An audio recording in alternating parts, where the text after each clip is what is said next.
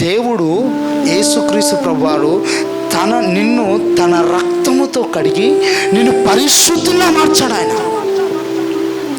నీ కొరకు ఆయన తన రక్తాన్ని చిందించాడు. నువ్వు నీతిమంతునివి, నువ్వు నీతిమంతురాలివి.